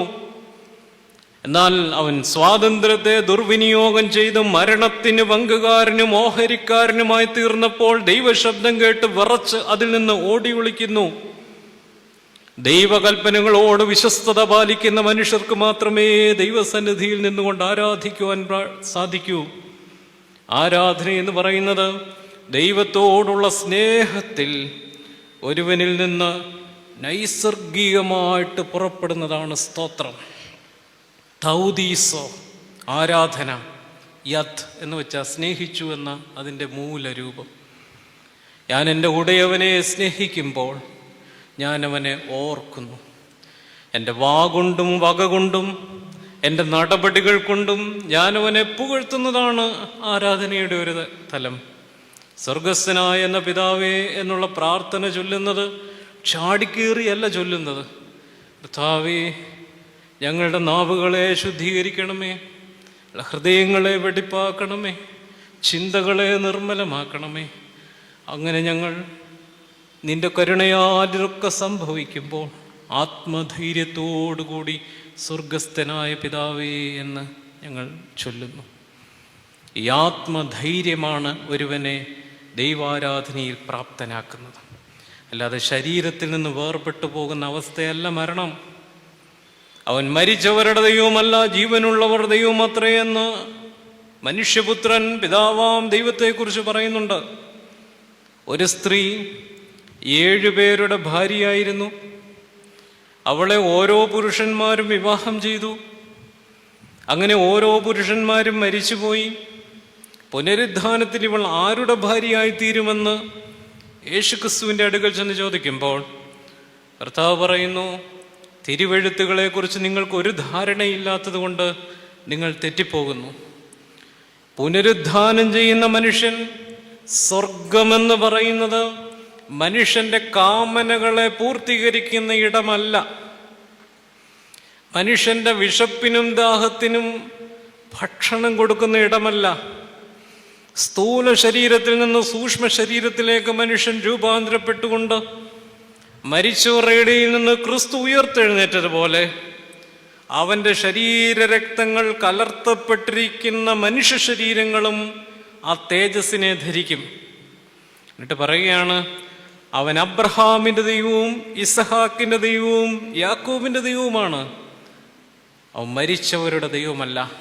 എന്ന് വെച്ചാൽ അബ്രഹാമും ഇസഹാക്കും യാക്കോബും ദൈവകൽപ്പനകളോട് വിശ്വസ്തരായിട്ട് നിലനിന്നപ്പോൾ അവർ ദൈവസന്നിധിയിൽ ജീവനുള്ളവരായി നിലനിൽക്കുന്നത് പോലെ ദൈവകൽപ്പനകളോട് വിശ്വസ്തരായ മനുഷ്യർ ജീവനുള്ളവരാ. അതുകൊണ്ടാണ് നമ്മൾ ആരാധനയെ പറയുന്നത്, ഞങ്ങൾ ജീവനോടിരിക്കുന്ന നാഴികകളൊക്കെയിലും സ്തുതിയും സ്തോത്രവും. യഥാർത്ഥ ആരാധന സംഭവിക്കുന്നത് ഈ ജീവനില. സ്നേഹം വേണ്ടയെന്ന് പറഞ്ഞ് ഇറങ്ങിപ്പോയ മുടിയനായ പുത്രൻ ആ സ്നേഹത്തെ മുറിച്ചു കളഞ്ഞപ്പോൾ അവന് ജീവൻ നഷ്ടപ്പെട്ടു. നാമും ഇസ്രായേലിനെ ദൈവജനത്തെ പരിചയപ്പെട്ടു. അവരും പലവിധമായ കൽപ്പന ലംഘനങ്ങളിലൂടെ ജീവൻ നഷ്ടപ്പെട്ടവരായി നിലവിളിക്കുന്നു. അറിവില്ലായ്മ കൊണ്ടോ അഹങ്കാരം കൊണ്ടോ അശ്രദ്ധ കൊണ്ടോ നാമും തെറ്റിപ്പോയെങ്കിൽ നാമും യഥാസ്ഥാനപ്പെടണം. യഥാസ്ഥാനപ്പെടുമ്പോൾ ജീവൻ പ്രാപിക്കും. ദൈവം തമ്പുരാന്റെ ഇടപെടലുകളൊക്കെ യഥാസ്ഥാനപ്പെടുത്തേണ്ടതായിരുന്നു. ദൈവത്തിൻ്റെ സ്നേഹം ഒരു രോഗിയെ പുതപ്പുകൊണ്ട് മൂടി അവനെ സൗഖ്യപ്പെടുത്തുന്നത് പോലെ ദൈവസ്നേഹം രോഗിയുടെ മേൽ വിരിക്കപ്പെടും. പാപത്തെ രോഗമായിട്ടും പാപിയെ രോഗിയായിട്ടും കണക്കാക്കുന്നത് കൊണ്ടാണ് അവൻ്റെ മേൽ ദൈവം തൻ്റെ കരുണയെ വിരിക്കും. പാശ്ചാത്യ സുറിയാനി പാരമ്പര്യത്തിൽ കുമ്പസാരിക്കുന്നവരുടെ മേൽ കാപ്പ വിരിക്കുന്ന ഒരു പാരമ്പര്യം ഉണ്ടായിരുന്നു പണ്ട്. ഇപ്പോഴും നമ്മൾ കാണുന്ന പട്ടാഭിഷേക ശുശ്രൂഷയിൽ കാപ്പയ്ക്കകത്തേക്ക് കയറ്റി ബലഹീനരും ദുർബലരുമായ മനുഷ്യരെ പൊതിഞ്ഞു നിൽക്കുന്ന ദൈവത്തിൻ്റെ കരുണയെ നമ്മൾ കാണിക്കുന്നുണ്ട്. അതെല്ലാം കഴിഞ്ഞിട്ട് പ്രധാന കാർമ്മികൻ ദർഗയിൽ നിന്നും ഇറങ്ങി വലത്ത് കൈ നീട്ടിക്കൊടുത്ത് മുട്ടേ കുത്തി നിൽക്കുന്ന ആ മനുഷ്യനെ പിടിച്ചങ്ങ് എഴുന്നേൽപ്പിക്കും. യഥാസ്ഥാനപ്പെടുന്ന ബലഹീന മനുഷ്യരെ ചേർത്തുകൊള്ളുന്ന ദൈവത്തിൻ്റെ കരുണയും ദൈവത്തിൻ്റെ ശക്തിയെയും ദൈവം തൊട്ട വിരൽ. അതുകൊണ്ട് യഥാസ്ഥാനപ്പെടുത്തുന്നത് ദൈവത്തിൻ്റെ ഇടപെടലുകൾ എല്ലാം യഥാസ്ഥാനപ്പെടുത്തുന്നതാണ്. സക്കായി വീണുപോയ മനുഷ്യനായിരുന്നു. പാപിനിയായ സ്ത്രീ വീണുപോയ സ്ത്രീയായിരുന്നു. വീണുപോയ മനുഷ്യരെയൊക്കെ ദൈവം തമ്പുരാൻ യഥാസ്ഥാനപ്പെടുത്തി. മനുഷ്യരുടെയൊക്കെ അടുക്കിലേക്ക് ചെന്ന് ദൈവദൂതന്മാർ പറഞ്ഞു, പേടിക്കണ്ട, ഭയപ്പെടേണ്ട എന്നാ പറഞ്ഞത്. അല്ലാതെ ദൈവദൂതന്മാർ വരുമ്പോൾ പനി പിടിച്ച് കിടക്കുകയല്ല. മനുഷ്യരോട് പറയുന്നു, ഭയപ്പെടേണ്ട. ഭയപ്പെടുത്തുന്നതല്ല ദൈവത്തിൻ്റെ ഇടപെടൽ, മറിച്ച് വീണുപോയ മനുഷ്യരെ യഥാസ്ഥാനപ്പെടുന്നതാണ്. പാപി മരണപ്പെട്ടവനും മറഞ്ഞിരിക്കുന്നവനുമാണ്. എന്നാൽ മരിച്ചവരെ ഉയിർപ്പിക്കുവാനുള്ള ശക്തി അനുതാപത്തിനുണ്ട്. അനുതാപി ദൈവത്തിൻ്റെ കരുണയാൽ ജീവൻ നേടും. ഓർമ്മകളിൽ നിന്ന് മാഞ്ഞു പോയവനാണ് പാപി എന്നാ വിളിച്ചു പറയുന്നത്. മനുഷ്യരുടെ ഓർമ്മകളിൽ ഞാനും നിങ്ങളും ഇല്ലെങ്കിൽ നമ്മൾ അവർക്ക് മരിച്ചവരാ. മനുഷ്യരുടെ ഓർമ്മകളിൽ നിൽക്കുന്ന മനുഷ്യരാണ് ജീവനുള്ളവർ. മനുഷ്യരുടെ ഓർമ്മകളിൽ നിലനിൽക്കണമെങ്കിൽ സത്യസന്ധമായി സ്നേഹിക്കണം. മനുഷ്യരുടെ ഓർമ്മകളിൽ നിലനിൽക്കണമെങ്കിൽ നിങ്ങൾ അവർക്ക് വേണ്ടി സഹിച്ച മുറിപ്പാടുകൾ നിങ്ങളുടെ ശരീരത്തിലുണ്ടാകണം. സത്യസന്ധമായിട്ട് സ്നേഹിക്കുവാൻ സാധിക്കുന്ന മനുഷ്യരാണ് ഓർമ്മകളിൽ ഇടമുള്ള മനുഷ്യർ. ഭാര്യയിൽ നിന്ന് ഭർത്താവും, ഭർത്താവിൽ നിന്ന് ഭാര്യയും, മക്കളിൽ നിന്ന് അപ്പനും അമ്മയും, അപ്പനും അമ്മയിൽ നിന്ന് മക്കളും പ്രതീക്ഷിക്കുന്ന കടമകളും ചുമതലകളും സ്നേഹവും ഒക്കെയുണ്ട്. അത് കൊടുക്കുവാൻ സാധിച്ചില്ലെങ്കിൽ, അത് വിനിമയം ചെയ്യപ്പെടുവാൻ സാധിച്ചില്ലെങ്കിൽ അവരുടെ ഓർമ്മകളിൽ നിങ്ങൾക്കിടമില്ല. ആരും നിങ്ങളെ സ്നേഹിക്കുന്നില്ല എന്നതിൻ്റെ അർത്ഥം സത്യമായും നിങ്ങൾ സ്നേഹിക്കുവാൻ മറന്നുപോയി എന്നാണ്. കൊടുത്താൽ കൊല്ലത്തും കിട്ടുമെന്ന് പഴമക്കാർ പറയുന്ന പോലെ നിങ്ങൾ അളക്കുന്ന അളവിനാൽ നിങ്ങൾക്കും അളന്നു കിട്ടും. നിങ്ങൾ ഏത് അളവ് പാത്രം വെച്ചാണോ ഇന്ന് അളക്കുന്നത്, അതേ അളവ് പാത്രങ്ങൾ കാലം നിങ്ങൾക്കായിട്ട് പുറത്തെടുക്കും. ഒട്ടും കുറയാതെ അമർത്തി കുലുക്കി നിങ്ങൾക്ക് കിട്ടും. നീതികേടുകളെ അളന്നുകൊടുത്ത മനുഷ്യൻ ഒട്ടും കുറയാതെ അത് വാങ്ങിച്ചിരിക്കണം. സ്നേഹം അളന്നുകൊടുത്ത മനുഷ്യൻ ഒട്ടും കുറയാതെ അത് എവിടെ നിന്നെങ്കിലുമൊക്കെ അയാൾ വാങ്ങിച്ചിരിക്കും. മറുപടി പറയാതെ, മറുപടി പറയിച്ചിട്ടേ കാലം മനുഷ്യരെ കടത്തിക്കൊണ്ടു പോയിട്ടുള്ളൂ. അതുകൊണ്ട് അനുതാപത്തിലൂടെ മനുഷ്യൻ തിരികെ വരണം. മനുഷ്യൻ തിരികെ വരുമ്പോൾ അവൻ യഥാസ്ഥാനപ്പെടും, അനുരഞ്ജനപ്പെടും. അനുരഞ്ജനത്തിലൂടെ യഥാസ്ഥാനപ്പെടും. ദൈവത്തിൻ്റെ കരുണ ആ മനുഷ്യൻ്റെ മേൽ വിരിക്കപ്പെടും. അങ്ങനെ അവൻ ജീവിക്കും. അപ്പോൾ ഇളയപുത്രൻ മൂത്തപുത്രനോടൊപ്പം പന്തിക്കിരുന്നത് പോലെ എല്ലാ അവകാശങ്ങളിലേക്കും നിങ്ങളും കൂട്ടിച്ചേർക്കപ്പെടും. ദൈവത്തിൻ്റെ കരുണയാണ്, ദൈവത്തിൻ്റെ അനന്തമായ സ്നേഹമാണ്. ഇളയപുത്രൻ, ഈ മുടിയനായ പുത്രൻ വീടിൻ്റെ വാതൊക്കെ വന്നപ്പോൾ അപ്പൻ ഇറങ്ങി വന്ന് ചോദിച്ചില്ല, കൊണ്ടുപോയ പൈസയൊക്കെ എന്തിയടാന്ന് ചോദിച്ചില്ല. ഞാൻ കഷ്ടപ്പെട്ടുണ്ടാക്കിയ സമ്പത്ത് കൊണ്ടുപോയിട്ട് അത് എന്തിയടാന്ന് ചോദിച്ചില്ല. ഇപ്പോഴാണോ കയറി വരുന്നതെന്ന് ചോദിച്ചില്ല. ഇത്രയും നാൾ എവിടെയാണെന്നും ചോദിച്ചില്ല. ഒരു പടി ഇങ്ങോട്ട് കയറണമെങ്കിൽ ഈ വീട്ടിൽ നിന്ന് കൊണ്ടുപോയതൊക്കെ തിരിച്ചു വെച്ചിട്ട് കയറിയാൽ മതിയെന്നും പറഞ്ഞില്ല. ഒന്നും പറയാതെ തൻ്റെ മകനെ കുറ്റബോധത്തിലേക്ക് വീഴുവാൻ സമ്മതിക്കാതെ കൊണ്ടുപോയതൊക്കെ 10 ഇരട്ടിയാക്കി തിരിച്ചു കൊണ്ടുവന്ന പുത്രനെ സ്നേഹിക്കുന്നത് പോലെ അപ്പൻ സ്നേഹിച്ചു. അവനെ കെട്ടിപ്പിടിച്ചു. ഒരു പുത്രൻ എന്തൊക്കെ ആ വീട്ടിൽ നിന്ന് കിട്ടാമോ അത് മുഴുവനും അവന് ആഘോഷപൂർവം കൊടുത്തു. അവന് വേണ്ടി കാളക്കുട്ടിയെ അറുത്തു. അവൻ്റെ വിരലിൽ മോതിരമണിയിച്ചു എന്നാണ് പറയുന്നത്. അവൻ നഷ്ടപ്പെടുത്തിയ എല്ലാ അവകാശങ്ങളും അവന് തിരിച്ചു കൊടുത്തു. തൻ്റെ മകനെ നഷ്ടബോധത്തിലേക്കും കുറ്റബോധത്തിൽ വീഴുവാൻ അപ്പൻ സമ്മതിച്ചില്ല. ഇതാണ് നിങ്ങളുടെ ദൈവത്തിൻ്റെ സ്നേഹം. നിങ്ങളുടെ ഉടയവൻ്റെ സ്നേഹം ഇതാണ്. അവൻ നിങ്ങളെ കുറ്റപ്പെടുത്തില്ല, എവിടെ പോയതാണെന്നും ചോദിക്കത്തില്ല. യാതൊരു ഉപാധികളുമില്ലാതെ നിങ്ങളും സ്വീകരിക്കപ്പെടും. നിങ്ങളും എന്ന് പറയുമ്പോൾ ഞാനും അതിലുൾപ്പെടും.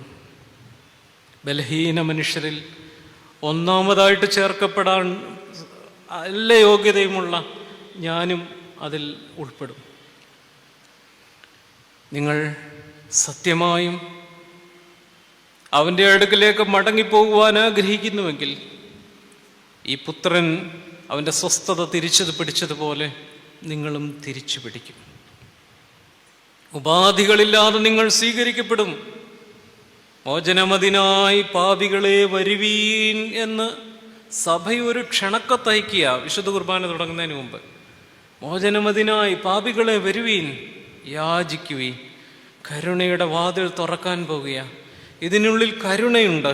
കുഞ്ഞാടിൻ്റെ കല്യാണ വിരുന്നിൽ സത്യമായും നിങ്ങൾ നിങ്ങളുടെ കണ്ണുനീരുകൾ കൊണ്ട് മാമോദീസായിലൂടെ ധരിച്ച മഹത്വവസ്ത്രത്തെ കഴുകുകയാണെങ്കിൽ നിങ്ങളും അവൻ്റെ തിരുശരീര രക്തങ്ങൾ നിങ്ങളുടെ മൺമയമായ ശരീരവുമായിട്ട് കൂട്ടിക്കലർത്തി അവൻ നിങ്ങളെ യഥാസ്ഥാനപ്പെടുത്തും.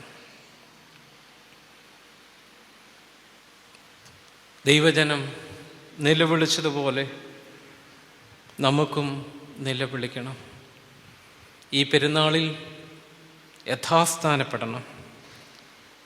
ഓർമ്മകളിലേക്ക് ധൂർത്തപുത്രൻ മടങ്ങിപ്പോയതുപോലെ അവൻ ജീവിക്കപ്പെട്ടത് എൻ്റെ അപ്പൻ്റെ സ്നേഹത്തെക്കുറിച്ചുള്ള ധാരണയിലാണ്. ആ സ്നേഹത്തെക്കുറിച്ചുള്ള പ്രഘോഷണമാണ് സുവിശേഷം. മുടിയനായ പുത്രൻ്റെ ഉപമയും 10 ദ്രഹ്മയുടെ ഉപമയും കാണാതെ പോയ ആടിൻ്റെ ഉപമയും ഒറ്റച്ചരടയിൽ കൊരുത്തു വച്ചിരിക്കുക. ആട് ഈ കൂട്ടമൊന്നും എനിക്ക് വേണ്ടെന്ന് പറഞ്ഞ് ഓടിപ്പോയതാ. പക്ഷെ നിങ്ങൾ 99 പേര് ഇവിടെ നിൽക്ക് എന്ന് പറഞ്ഞുകൊണ്ട് കല്ലും മുള്ളും ചവിട്ടിപ്പോയ ഒരിടയൻ ആ ഒന്നിനെ കണ്ടെത്തിയപ്പോൾ തോളിലെടുത്തു. അതിന് 4 അടി കൊടുത്തിട്ട് വലിച്ചുകൊണ്ടല്ല വന്നത്. മുടിയനായ പുത്രൻ സ്വീകരിക്കപ്പെട്ടതുപോലെ തന്നെ അതിനെ തോളിലെടുത്ത് വെച്ചു. മനുഷ്യരായിരുന്നെങ്കിൽ ആ ആടിനെ ചവിട്ടിക്കൂട്ടിയനെ. പക്ഷേ ആ ഇടയൻ അതിനെ തോളിലെടുത്ത് വെച്ചിട്ട് സന്തോഷത്തോടെ മടങ്ങി വന്നു. ഒരു സ്ത്രീയുടെ കയ്യിൽ 10 ദ്രഹ്മയുണ്ടായിരുന്നു. അതിലൊന്ന് എങ്ങനെയോ വഴുതിപ്പോയി. ചിലപ്പം കൈകാര്യം ചെയ്തതിലെ സൂക്ഷ്മത കുറവുണ്ടായിരിക്കാം. പൊടിയിൽ പുതഞ്ഞു കിടന്നതിനെ കണ്ടുപിടിക്കുവാൻ വേണ്ടി വിളക്ക്, ആ പോയത് പോട്ടെ എന്നല്ല വെച്ചത്, പുകഞ്ഞ കൊള്ളി പുറത്തുനിന്നല്ല പറഞ്ഞത്. ചതഞ്ഞ ഞാങ്ങണയെ മുറിച്ചു മാറ്റാതെയും പുകയുന്ന തിരി കെടുത്തിക്കളയാതെയും ജാഗ്രതയോടുകൂടി അതിനെ പരിപാലിക്കുന്ന ഇടയനെക്കുറിച്ച്, സഹനദാസനെക്കുറിച്ച് പ്രവാചകൻ പ്രവചിക്കുന്നുണ്ട്. അതിൻ്റെ രൂപമാണ്, നിഴലാണ് ഈ സ്ത്രീയിൽ കാണുന്നത്. അവൾ ശ്രദ്ധയോടുകൂടെ വിളക്ക് കൊളുത്തി വെച്ച് ആ വീട് മുഴുവനും തിരഞ്ഞ് അതിനെ കൂട്ടിച്ചേർത്തു. അതാ ഞാൻ പറഞ്ഞത്, അറിവില്ലായ്മ കൊണ്ടായിരിക്കാം മനുഷ്യരെ ചിലപ്പോൾ സ്വസ്ഥതക്കേടുകൾ ക്ഷണിച്ചു വരുത്തുന്നത്. ചിലപ്പോൾ അഹങ്കാരം കൊണ്ടായിരിക്കാം. നമ്മൾ അറിഞ്ഞത് മാത്രമേ ഉള്ളെന്നും നമ്മളുണ്ടെങ്കിൽ മാത്രമേ ഈ കാര്യങ്ങളൊക്കെ നടക്കത്തുള്ളെന്നും ഒക്കെയുള്ള ചെറിയ അഹങ്കാരം കൊണ്ടായിരിക്കാം. എങ്ങനെയൊക്കെ നഷ്ടപ്പെട്ടു പോയാലും നമ്മളും കൂട്ടിച്ചേർക്കപ്പെടും. അതിലേക്കുള്ള ക്ഷണമാണ് സുവിശേഷം. അങ്ങനെ യഥാസ്ഥാനപ്പെടുന്ന മനുഷ്യൻ അറിഞ്ഞോ അറിയാതെയോ മനുഷ്യരുടെ മേൽ വെച്ചിരിക്കുന്ന ഭാരങ്ങളെ എടുത്തു മാറ്റുന്നവനായിരിക്കണം. എന്ന് വെച്ചാൽ ക്രിസ്തുവിൻ്റെ മുഖവും ക്രിസ്തുവിൻ്റെ മനസ്സും ക്രിസ്തുവിൻ്റെ പരിമളവാസനയുമായി തീരണം. വിശുദ്ധനായ പൗലോസ് അപ്പോസ്തലന്റെ ഭാഷയിൽ പറഞ്ഞു കഴിഞ്ഞാൽ, ക്രിസ്തുവിൻ്റെ സുഗന്ധവാസന, ക്രിസ്തുവിൻ്റെ മനസ്സ്, ക്രിസ്തുവിൻ്റെ മുഖം എന്ന് പറയാൻ സാധിക്കും. അറിഞ്ഞോ അറിയാതെയോ മനുഷ്യരുടെ മേൽ വെച്ചിരിക്കുന്ന ഭാരങ്ങളെ എടുത്തു നീക്കണം. ഒരു നാട്ടിൽ ഒരു കൊച്ചു ചെറുക്കനുണ്ടായിരുന്നു. അവൻ്റെ ജോലി, അവൻ്റെ വിനോദമെന്ന് പറയുന്നത് വണ്ടികളുടെ ചക്രം അള്ളുവെച്ച് അത് കേടാക്കുക എന്നുള്ളതായിരുന്നു. അപ്പോൾ ഒരു ദിവസം ഇവൻ ഈ വണ്ടിക്ക് അള്ളു വെച്ചപ്പോൾ ഒരു വണ്ടി വന്നതിൻ്റെ പുറത്ത് കയറി. വണ്ടിയുടെ ചക്രം പഞ്ചറായി. അതിൽ നിന്ന് വൃദ്ധനായൊരു മനുഷ്യൻ പുറത്തിറങ്ങി. അയാൾ നോക്കിയിട്ടെങ്ങും ആരെയും കാണുന്നില്ല. കുറേ നേരം അയാൾ അവിടെ നിന്നു. പിന്നെ ആരുടെയൊക്കെയോ സഹായത്താൽ ഈ വണ്ടി ശരിയാക്കി. ഇയാൾ എവിടേക്കാണ് പോകുന്നതെന്ന് അറിയാൻ വേണ്ടി ഈ കൊച്ചു പയ്യൻ ദൂരെ നിൽക്കുക. അവനൊരു സൈക്കിൾ എടുത്ത് ഈ കാറിൻ്റെ പുറകെ പാഞ്ഞു. കാറ് ചെന്ന് നിന്നത് ഒരു ആശുപത്രിയിലാണ്. ആ ആശുപത്രിയിലേക്ക് ഈ പ്രായമായ മനുഷ്യൻ ഒരു വല്യമ്മച്ചിയും കൊണ്ട് പോകുന്നു. കുറച്ച് കഴിഞ്ഞ് പോയ സ്പീഡിൽ തന്നെ തിരിച്ചു വരുന്നു. വല്യമ്മച്ചി വെള്ളയൊക്കെ പുതപ്പിച്ച് ആൾ മരിച്ചുപോയി. ഇത് കണ്ടപാടെ ഇവന് ജീവിതത്തിൻ്റെ ശുദ്ധവും സ്വാഭാവികവുമായ ക്രമത്തിൽ നിന്ന് പിഴുതും എറിയപ്പെട്ടു. അവൻ പിന്നെ ആരോടും മിണ്ടുന്നില്ല. അവനൊരു കുഴി കുഴിച്ച് അതിലേക്ക് ഇറങ്ങാൻ ശ്രമിക്കുക. നിരാശയുടെ കുഴിയിലേക്ക് ഇറങ്ങിപ്പോയിട്ട് ആ ഇരുട്ടിലിരിക്കാൻ ശ്രമിക്കുക. കഴിക്കുന്നില്ല, സ്കൂളിൽ പോകുന്നില്ല, പഠിക്കുന്നില്ല, മിണ്ടുന്നില്ല. അവൻ്റെ ജീവിതത്തിൻ്റെ സന്തോഷവും സ്വസ്ഥതയും നഷ്ടപ്പെട്ടു പോയി. അവൻ്റെ ജീവിതത്തിൻ്റെ സംരക്ഷണ ഭിത്തി പൊളിഞ്ഞുപോയി. കാട്ടുപന്നി മാന്തിക്കളയുന്ന അവസ്ഥ. അങ്ങനെയിരിക്കെ ഒരു മനുഷ്യൻ ഇവനോട് സംസാരിച്ചു. അവൻ കാര്യങ്ങളൊക്കെ പറഞ്ഞു. ഈ മനുഷ്യൻ ആ വീട് തപ്പിപ്പിടിച്ച് ഇവനെയും കൂടെ കൂട്ടിക്കൊണ്ടുപോയി. അവിടെ ചെന്നിട്ട് കാര്യങ്ങളൊക്കെ പറഞ്ഞു. നിങ്ങളുടെ ഭാര്യ മരിക്കാൻ കാരണം ഇവൻ്റെ കുസൃതിയാണ്, അതുകൊണ്ട് നിങ്ങൾ അവനോട് ക്ഷമിക്കണമെന്ന് പറഞ്ഞു.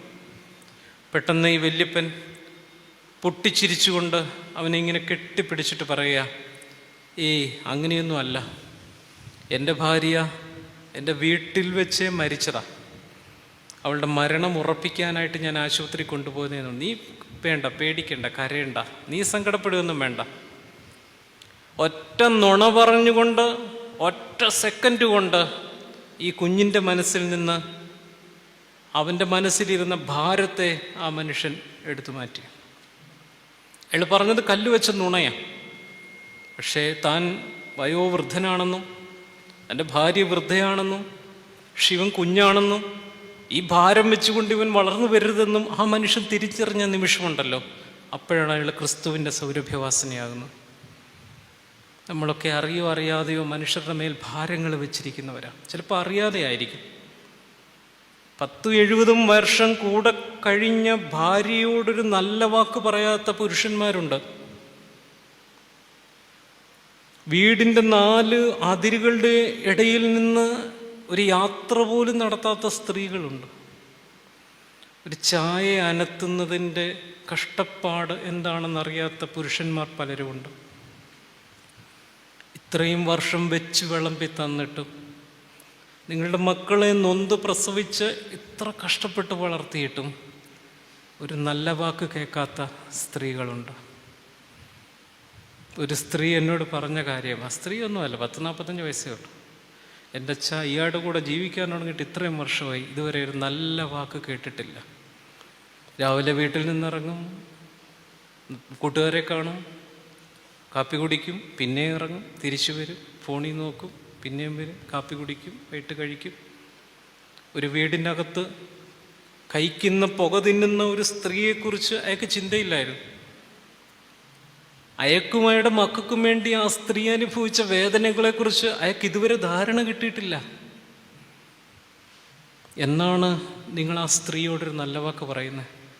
ചില മനുഷ്യരൊക്കെ പറയുന്നത് കേട്ടിട്ടുണ്ട്, എൻ്റെ അച്ഛാ അവളുള്ളപ്പോൾ ഇതൊന്നും അറിഞ്ഞില്ലെന്നേ, വീട്ടിലെ കാര്യങ്ങളൊക്കെ അവൾ എങ്ങനെ ഓടിച്ചുകൊണ്ട് പോയത്?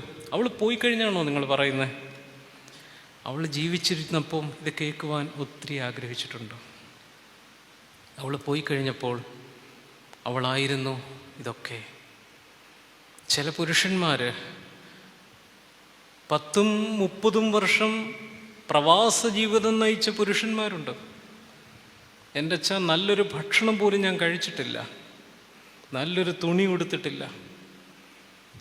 നാട്ടിലേക്ക് വരുവാൻ ഇങ്ങനെ ടിക്കറ്റ് എടുത്തിരിക്കുമ്പോഴായിരിക്കും എന്തെങ്കിലും ഒരു ആവശ്യം വരുന്നത്, അത് ക്യാൻസൽ ചെയ്തിട്ട് പൈസ ആവശ്യത്തിന് അയച്ചു കൊടുക്കും. പക്ഷെ തിരിച്ചിറങ്ങി വരുമ്പോൾ ഈ മനുഷ്യൻ്റെ യാതനകളോ ഈ മനുഷ്യൻ്റെ കഷ്ടതകളോ തിരിച്ചറിയാത്ത ഒരു ഭാര്യ, അയാളുടെ സങ്കടങ്ങൾക്ക് ഒരു വിലയും കൊടുക്കാത്ത മക്കൾ. എങ്ങനെയാണ് ഒരു മനുഷ്യൻ വാവിട്ട് കരയാതിരിക്കുന്നത്? അയാൾ സഹിച്ച വേദനകൾ, അയാൾ സഹിച്ച ഒറ്റപ്പെടലുകൾ അയാൾക്ക് ജീവിച്ചിട്ടേയില്ല. ഏതോ ചൂടിൽ, ഏതോ ഉഷ്ണത്തിൽ അയാൾ മറ്റുള്ളവർക്ക് വേണ്ടി ജീവിച്ചു. അയാൾ ആർക്ക് വേണ്ടി ജീവിച്ചുവോ അവരയാളുടെ സങ്കടങ്ങളെ തിരിച്ചറിഞ്ഞില്ല. നല്ല വാക്കോതുവാൻ ത്രാണിയുണ്ടാകണമെന്നാണ് പണ്ട് പറഞ്ഞുകൊണ്ടിരുന്നത്. പക്ഷെ ഇന്ന് നമ്മളതൊക്കെ കീഴ്മേൽ മറിച്ചിട്ടുണ്ട്. വേദം പറയുന്നവരൊക്കെ ഓട്ടന്മാരാണ് എന്ന് നമ്മളൊക്കെ തന്നെ പറഞ്ഞ് പഠിപ്പിച്ചു. ഈ ഒരു പശ്ചാത്തലത്തിലാണ് നമ്മുടെ ചുറ്റും നിൽക്കുന്ന മനുഷ്യരോട് ഒരു നല്ല വാക്ക് പറയണം. ചുറ്റും നിൽക്കുന്ന മനുഷ്യരുടെ മേൽ നമ്മൾ വെച്ചിരിക്കുന്ന ഭാരങ്ങളെ എടുത്തു മാറ്റണം. ഞാൻ മുമ്പേ ഓർപ്പിച്ചതുപോലെ യേശു തമ്പുരാൻ എവിടെയൊക്കെ ചെന്നോ അവിടെയൊക്കെ മനുഷ്യരുടെ മനസ്സിൽ നിന്ന് ഭാരങ്ങളെ എടുത്തു മാറ്റി. ക്രിസ്തുവിനെ പോലെയാണെന്നൊക്കെയാണ് നമ്മൾ അഭിമാനിക്കുന്നത്. പാപിനിയായ സ്ത്രീ മുട്ടുകുത്തി നിൽക്കുക, അവൾക്ക് നേരെ നോക്കാൻ പോലും പറ്റത്തില്ല. ജീവിതത്തിൻ്റെ പല പല കാരണങ്ങൾ കൊണ്ട് അവൾ അങ്ങനെ ആയിപ്പോയി. ശരിയാണ്, സത്യമാണ്. മകളെ, ഞാനും നിന്നെ വിധിക്കുന്നില്ല, നീ എഴുന്നേറ്റ് പോ. ചുങ്കക്കാരന് നീതീകരിക്കപ്പെട്ടു. സക്കായി, നിന്റെ വീടിൽ നിന്ന് ജീവൻ വന്നിരിക്കുന്നു, നിന്റെ വീടിൽ നിന്ന് രക്ഷ വന്നിരിക്കുന്നു എന്ന് പറയുക. ജീവൻ്റെ പൂർണ്ണതയാണ്. പല പല കാരണങ്ങൾ കൊണ്ട് നീ ഇങ്ങനെയൊക്കെ ആയി, പക്ഷേ നിനക്കും ജീവനും രക്ഷയും അവൻ്റെ ജീവിതത്തിൻ്റെ ഭാരത്തെയല്ലേ ക്രിസ്തു എടുത്ത് മാറ്റിയത്. ആരുടെയും മേൽ ഭാരങ്ങളെ വെക്കരുത്. അനാവശ്യമായ ഞെരുക്കങ്ങൾ മനുഷ്യൻ്റെ മേൽ വെക്കരുത്. മനുഷ്യരെ ഭാരപ്പെടുത്തരുത്. മനുഷ്യരെ ഭാരപ്പെടുത്തുന്നവൻ ക്രിസ്തുവിനുള്ളവനാണോ? പരിഗണനകളില്ലാത്ത സ്നേഹം തത്വശാസ്ത്രം മാത്രമാണ്. നിങ്ങളുടെ ഭാര്യയ്ക്ക് നിങ്ങൾ പരിഗണന കൊടുക്കുന്നില്ലെങ്കിൽ, മനുഷ്യനെ കരുതൽ കൊടുക്കുന്നില്ലെങ്കിൽ, പരിഗണന കൊടുക്കുന്നെങ്കിൽ ഇല്ലെങ്കിൽ നിങ്ങളുടെ സ്നേഹം തത്വശാസ്ത്രമായി പരിണമിക്കും. ദൈവമേ, ഞങ്ങളെ ജീവിപ്പിക്കണമേ എന്ന് സങ്കീർത്തനക്കാരൻ പ്രാർത്ഥിക്കുക. ആ സങ്കീർത്തനത്തിലുടനീളം ആവർത്തിക്കുകയാണ്, ദൈവമേ ഞങ്ങളെ യഥാസ്ഥാനപ്പെടുത്തണമേ. വയ്യ, സഹിച്ചു മടുത്തു, സ്വസ്ഥത നഷ്ടപ്പെട്ടു പോയി, ഇനി ഒരടി മുന്നോട്ട് നടക്കാൻ വയ്യ. എങ്ങനെയാണ് ഇങ്ങനെയൊക്കെ ആയിപ്പോകുന്നതെന്ന് എനിക്കറിയില്ല. എങ്ങനെയാണ് ഞാൻ ഇങ്ങനെയൊക്കെ ആയിപ്പോയെന്നെന്ന് എനിക്ക് തിരിച്ചറിയാൻ പറ്റുന്നില്ല. ഞാൻ ഇങ്ങനെയൊന്നും അല്ലായിരുന്നു. എനിക്ക് സമാധാനമുണ്ടായിരുന്നു, എനിക്ക് സ്വസ്ഥതയുണ്ടായിരുന്നു, മനുഷ്യരെന്നെ കേൾക്കുമായിരുന്നു.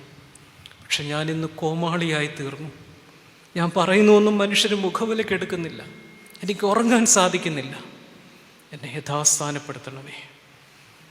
കാട്ടുമുന്തിരി, കാട്ടുപന്നികൾ മാന്തിക്കളയുന്ന മുന്തിരിവള്ളി പോലെ ദൈവജനത്തെ പോലെ ഞാനായി തീർന്നിരിക്കും. എന്താണ് സംഭവിച്ചതെന്ന് ഒരു ധാരണയുമില്ല. ഞങ്ങളെ യഥാസ്ഥാനപ്പെടുത്തണമേ. നഷ്ടപ്പെട്ടു പോയ ഇടത്തിലേക്ക്, സമ്പത്തും സൗന്ദര്യവും ആരോഗ്യവും ഒന്നുമില്ലെങ്കിലും എനിക്ക് ജീവിക്കാം, പക്ഷെ എൻ്റെ സ്വസ്ഥത നഷ്ടപ്പെട്ടു പോയാൽ എന്ത് ചെയ്യും? ആ സ്വസ്ഥതയിലേക്ക് മടങ്ങി വരണമെങ്കിൽ ഞാൻ അനുരഞ്ജനപ്പെടണം. എൻ്റെ ദൈവവുമായി സംസാരിക്കണം, ഏറ്റുപറയണം. ദൈവവുമായി യഥാസ്ഥാനപ്പെടുന്ന മനുഷ്യൻ മറ്റു മനുഷ്യരെ ആദരവോടുകൂടെ കാണും.